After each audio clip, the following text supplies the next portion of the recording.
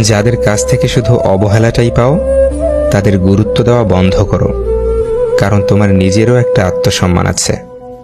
নত হলে যদি সম্পর্ক গভীর হয় তাহলে নত হও, কিন্তু প্রতিবার যদি তোমাকেই নত হতে হয় তো থেমে যাও, কারণ ভালোবাসার স্থান বুকে, পায়ে নয়। ফর্সা মানেই যদি সুন্দর হতো তাহলে আপেলের থেকে মূলার দাম বেশি হতো।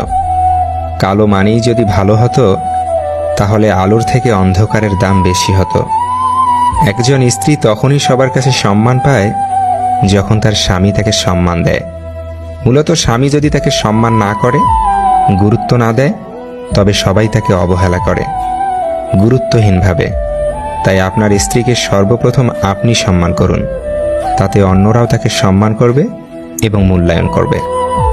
ভালো জুতা পরে কাঁটার উপরে হাঁটা যায়, কিন্তু জুতার ভেতরে কাঁটা থাকলে আর হাঁটা যায় না। তেমনি যে মানুষের ভেতরে কাঁটা, তার সাথে সম্পর্ক রাখা যায় না। ভালো বই আর ভালো মানুষ তাড়াতাড়ি বোঝা যায় না, সেটাকে পড়তে হয়, তবেই ভালো করে বোঝা যায়। আনন্দিত থাকার শ্রেষ্ঠ উপায় হচ্ছে ব্যস্ত থাকা। হাসি আর নীরবতা পৃথিবীর সবথেকে শক্তিশালী জিনিস।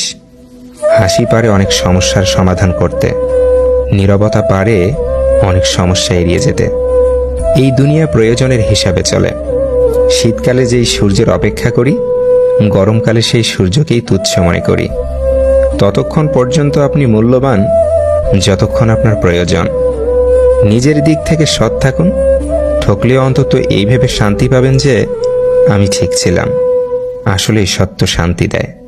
মানুষ যেদিন অন্যের ভুল ধরার আগে সবার আগে নিজের ভুল ধরতে শিখবে, সেদিন মানুষ প্রকৃত মানুষ হবে। মানুষের অতিরিক্ত চাহিদাই হয়ে ওঠে তার বিষণ্ণতার কারণ।